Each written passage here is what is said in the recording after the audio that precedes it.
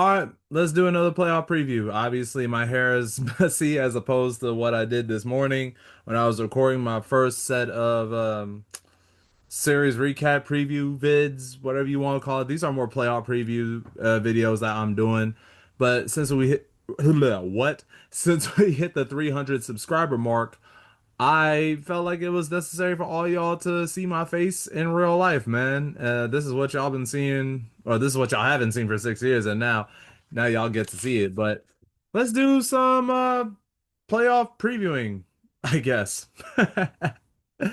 So let's just, at least for tonight, let's just talk about the rest of the Eastern Conference. Obviously, I talked about the two play-in matchups between the Philadelphia 76ers and the Orlando Magic. And then I also talked about, if I didn't touch on the Heat Hornets game in that video, I might have to rewatch it. I feel like I did, but if I didn't, I'll address it here. I feel like the Heat are going to lose against the Hornets because the Hornets are that good. They've been one of the best teams in the NBA since January 1st, and Miami, they just ain't that good. But just watch, they're gonna somehow pull a Houdini. The hell was that? They're gonna somehow pull a Houdini, and they might win that. But I think their luck has run out, honestly, bro. But I don't know. We'll see. But let's talk about the Knicks Hawks playoff matchup. Now, this is going to be an interesting one because obviously the New York Knicks are the 3 seed and Atlanta's number 6. And this seems like a really fun playoff matchup, but I am going for the Knicks in 7.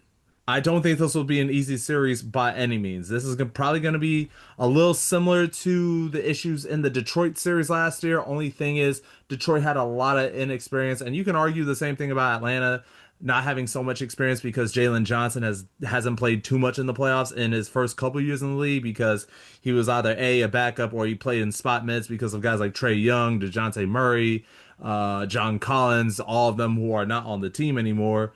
But when you look at Atlanta, there are a lot of things, right, that could pose a lot of problems for the Knicks. One of the things is the Knicks' inconsistent defense. You know what I'm saying? One of their biggest struggles is defending the 3-point line, which one of their defensive philosophies under Mike Brown is to protect the paint, which is fine and dandy. I don't have a problem with that. But when you protect the paint so much where you leave, or to a point where you do leave shooters wide open, it is going to cost you. And I've seen a lot of Knick games where the guys are just driving into the paint at will. And yes, you have a help defender right there, but the problem is, I don't know if it's someone else helping when they shouldn't help or what have you, but it just feels like every time the Knicks allow dribble penetration, yes, there's a rim protector right there, but there's someone always open for three whenever they don't feel like the basket is accessible because of somebody helping. So the Atlanta Hawks have the personnel to exploit that. You know what I mean? And I'm reading it off my notes right here too because I take a lot of notes. Or I've been taking a lot of notes recently because it kind of helps me with videos like this, and it's going to be more important than ever when I do series recap vids. I'm not just going to go off the top of my head. You know what I mean? So per StatMuse, the Atlanta Hawks are number 5 in pace. They are ranked, or yeah, they are rated 101.7, which you could argue that is a bad matchup because if y'all look at last year's Eastern Conference Finals between the Knicks and the Indiana Pacers, you could easily tell that the Knicks were not only beat, obviously, in that game one overtime heartbreaker because of Tyrese Halliburton's shot of shots, but the Knicks were in a bad matchup with Indiana because they did not have bench. They did not have bench. What? They did not have a bench, but they also lost in pace too because the Pacers tried to force them to play their game, and when the Knicks did try, it ultimately backfired because you had guys like Obi Toppin coming off the bench. You had guys like Benedict Mathurin. You had a guy like TJ McConnell who can also push the ball, and then you have guys that could space the floor like Pascal Siakam and at the time Miles Turner. I have a feeling that the same type of issues that we saw in that Eastern Conference Finals where the Knicks got out in 6 games is going to pose a problem here. You know what I'm saying? And one of the things that is kind of a red flag too, if you are New York, is the way that the Atlanta Hawks share the ball. I don't know. Or actually, no, I do know because I wrote it down on here. according to StatMuse, according to StatMuse.com, sorry about I'm gonna try to make this unedited, but whenever I have like hiccups like that, I'm gonna try to edit that out, but whatever.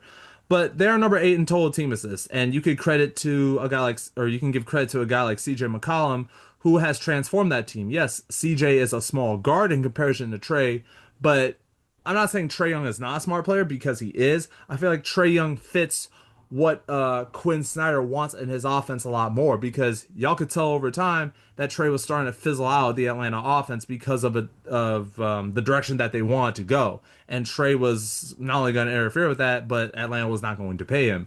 With CJ McCollum, he can definitely do the things that you could say Trey Young wasn't able to do with Atlanta. Obviously, CJ is not the type of deep ball shooter that Trey is, but you could argue that he's a smarter player and he fits Atlanta's system or their current system under Quinn Snyder a lot better. So you also have to look at their bench unit too. Jonathan Kuminga has done a lot of good work coming off that bench because he has a lot of athleticism that could complement guys like Jalen Johnson and Nickeil Alexander-Walker. Gabe Vincent, who didn't do anything when he was on my Lakers, he's all of a sudden becoming a positive for the Lakers. No, he was never a positive. He's all of a sudden becoming a positive for the Atlanta Hawks in spite of him not, putting up great stats. It just feels like he's getting his shot back, and I feel like he is going to be as important of a piece off the Atlanta bench as a guy like Jonathan Kuminga is. And can we talk about Nickeil Alexander-Walker real quick? Nickeil Alexander, man, I think he's going to be most improved player. And you can see the transformation in his game too.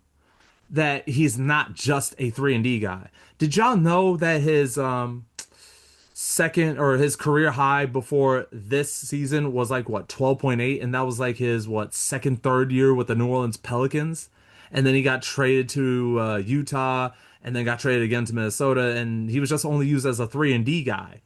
And I don't know. I don't know how the hell he was able to break out like this. I guess because Quinn Snyder saw a lot of SGA in him. Because if y'all look at it, I know Nickeil Alexander is related to Shea, but I think he plays like a 3 and D version of Shea because he can get downhill similar to how Shea can. But I think he's a better three ball shooter than Shea, at least from what I've seen. I don't know what their percentage is this 6-7. I don't know what their percentages are this season. I'm gonna have to look that up. But I feel like Nikhil has really transformed his game to not just being a stationary 3 and D player or a guy that could just give you buckets off the bench. The guy has become a main focal point for the Atlanta offense.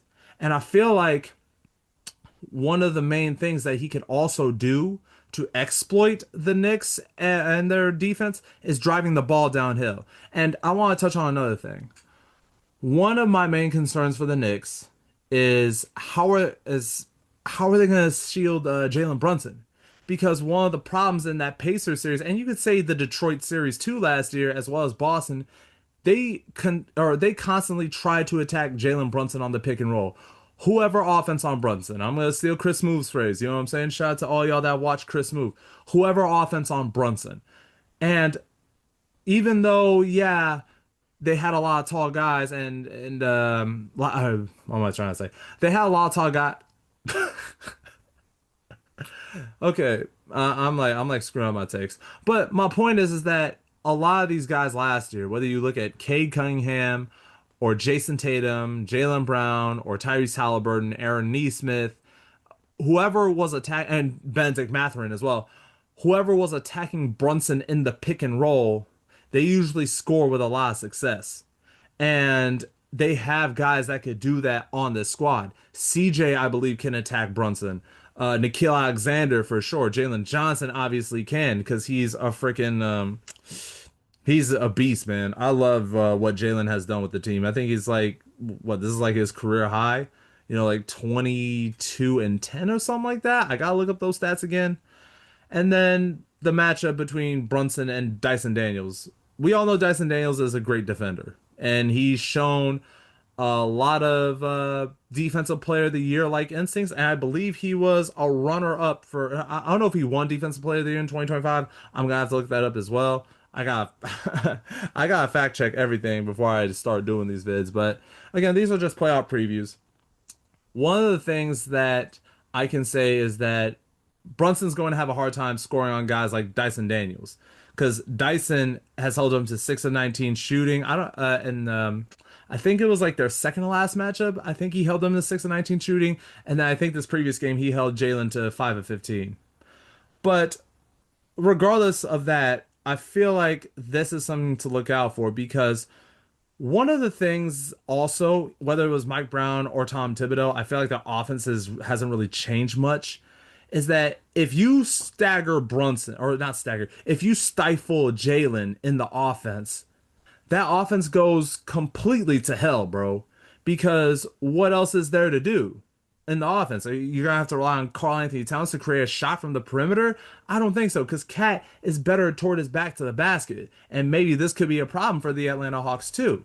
And then you have to rely on Mikal Bridges, who has been very inconsistent. Honestly, since the All-Star break, he's been very inconsistent shooting the three ball. His defense is still good, but remember, they had to trade 5 first round picks for the guy. You don't just trade 5 first round picks for a guy that's essentially the same player, or yeah, that's essentially the same player that he was in Phoenix, right? And then OG Anunoby is capable of 20, but again, Mikal and OG scoring 20 is more so like we'll need you to score 20 if the situation calls for it. They're not going to give you 20 every game, I don't feel like. They can, but again, it's only when the situation calls for it. And that's why the Knicks traded for Karl Anthony Towns because they saw it too. They needed another guy that could score 20 to 25 points to at least relieve Jalen Brunson from scoring all the baskets, right?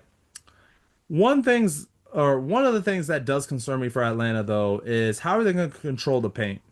Because from what I can see, Jock Landale is not going to come back anytime soon, unfortunately. If you guys saw the play, Goga Batadze in that Magic Hawks game threw homie down. Like they knew, like I talked about Orlando and how much of a joke they were this season.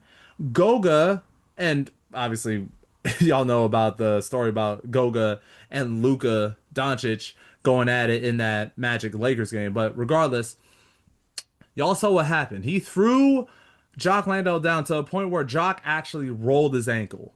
Like it was really bad. It was as gruesome as Kyrie's ankle injury when he got undercut by Giannis in that 2021 second round series versus Milwaukee. But it was really bad, and Jock Landale's out for potentially the whole first round. So you have to rely on a guy like Onyeka Okongwu to defend a guy like Karl Anthony Towns and Mitch Robinson.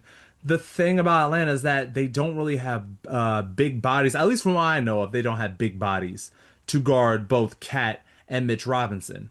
But even with that, I feel like the Hawks can beat them with pace, but I feel like the Knicks can beat them with their size and their playoff experience because the experience is going to, excuse me, the experience is going to factor in a lot in this playoff series too. Yes, I know Nickeil Alexander has been in multiple playoff runs, especially with the Minnesota Timberwolves.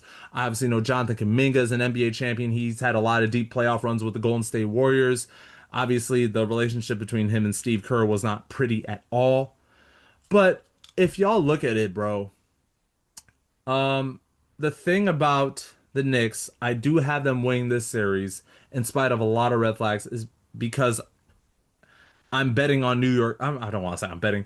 I am more so leaning towards the New York Knicks experience in these playoffs because I feel like that's going to matter a lot more. Yes, Atlanta is a fast-paced team, but I think one of the best things that New York could possibly do is slow the game down, which is something that they have been consistently good at in spite of, some of the drawbacks they've had the last 2 years. They are really good at slowing the pace down. So, I don't know, man. This is a red hot Atlanta team, and will I be surprised if Atlanta wins the series because of the things I've mentioned? No. In fact, I'll be pleasantly surprised, if anything.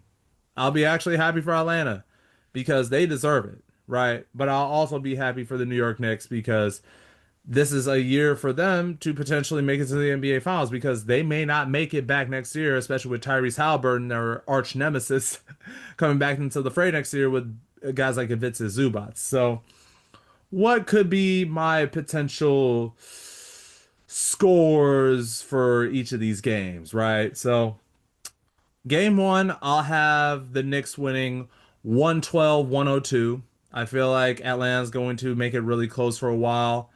but I think the New York Knicks pull it out in the end. A lot of clutch shot making by Jalen and Cat.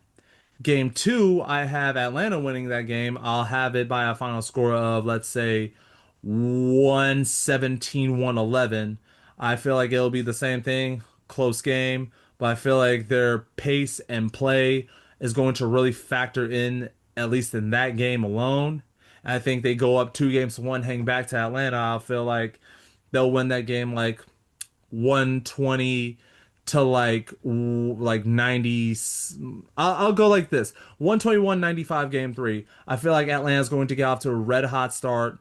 They're going to hold Jalen Brunson and Cat to really bad shooting nights, and I feel like Atlanta was just they're gonna have a 3 point shootout, and the Knicks will have no response, and it'll be a parade to the basket, and they're gonna get a lot of these open threes because of the Knicks defense, right? But game four, I have the New York Knicks bouncing back. I have a feeling that they might win that game in a close one too. I think I'll have them winning like 113, 111.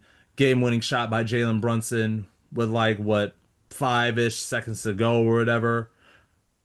Or should I do 113? Yeah, 113, 110 sounds pretty accurate.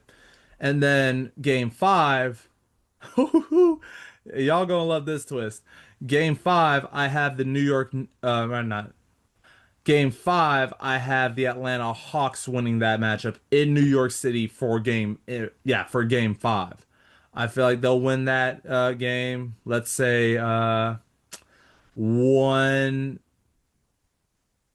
Hmm, that's tough. That's a tough one. This is what I get for trying to do this type of stuff, off the top of my head. And I kind of do like a little note taking, but this is just like I'm just trying to, you know, whatever. But no, I have Atlanta winning game five in New York. I'll have him winning by a score of like let's say 115, 18 or yeah, 118, 115. They take care of business. I think their final I think it'll come down to like the wire. I feel like Destin Daniels is going to clamp Jalen Brunson in the final minutes of the game. New York offense, the New York offense goes stagnant, and maybe a game-winning three here or there, or a potential game-tying three, excuse me, could take place for New York. But they either get the ball stripped. It's gonna be similar to how the Knicks won games one and two in Boston last year. So I feel like that game five will have similar vibes to what we saw in Boston last year too.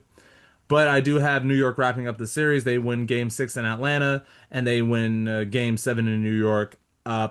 Possibly both those games will be really close, but I won't be surprised if both those games end up being double digit wins. But you see what I'm trying to go for. I do think this series is going to be very close, and it's not going to be an easy series at all for the New York Knicks. There is a lot of red flags, and y'all can argue that this could be a bad matchup for the Knicks. And if you're a Hawks fan, this is probably the best matchup you could ever ask for because even though I do think they may have a good matchup in Cleveland, I don't think Cleveland, um, as much as people, talk down on James Harden, I just don't think Atlanta would want that matchup because of what Donovan Mitchell can do, and plus Cleveland can run as much as Atlanta can, in my personal opinion. And yeah, yeah, man. Honestly, that's all I got from the top of my mind. So overall, if you are a Knicks fan, this series should be sort of alarming because of the fact that you're facing one of the hottest teams in the NBA, and you're also going up against a fast-paced juggernaut, which is something the Knicks consistently struggle with. And I did say in my offseason vid, or at least in my offseason video, that I feel like the Mike Brown offense will at least be a little more beneficiary because Mike Brown's also about running and gunning. I just don't think he has the personnel for it. And I feel like a lot of X factors in this series are going to be between Mikal Bridges, OG Anunoby, and Karl Anthony Towns because I know I'm probably going to get from Brunson. I think he'll average his 25 to 27. Granted, it's going to be a very hard-earned 25 to 27 points a game because of the type of playoff caliber defense that Atlanta plays. And fun fact about Atlanta, They are one of the top defenses in the league, along with teams like Oklahoma City, Boston, and Detroit. So they are not going up against a slouch of a team. This team could could go on a deep playoff run and they could upset a lot of teams in the postseason. Now, could they upset the Boston Celtics? No. Do I think they upset the Detroit Pistons? Probably not. But make no mistake, this team, this Atlanta team is good, but just based off of experience and grit and the fact that they've been here before, I have to take New York in this matchup. But again, it could be y'all could argue that this is a bad matchup for New York experience or not. But what do y'all think? Do y'all think the New York Knicks are going to win this series? Do y'all think the Atlanta Hawks are going to win this series? And what do y'all think of this new format? Do you like me talking on camera to y'all? And is this what y'all want to see on series recap? Let me know in the comments below. Again, I'm so grateful for all 300 of y'all that have subscribed to my channel, whether you subscribed me back in 2020 when I talked about the Tobias Harris trade from the LA Clippers. I can't believe that was my first video, bro. And then, you look at my return to YouTube last January of 2025, and then we look at what I'm doing now. We making progress, man. So, what do y'all think? I don't know. I'm just gonna stop rambling for the night because this video is taking long as this.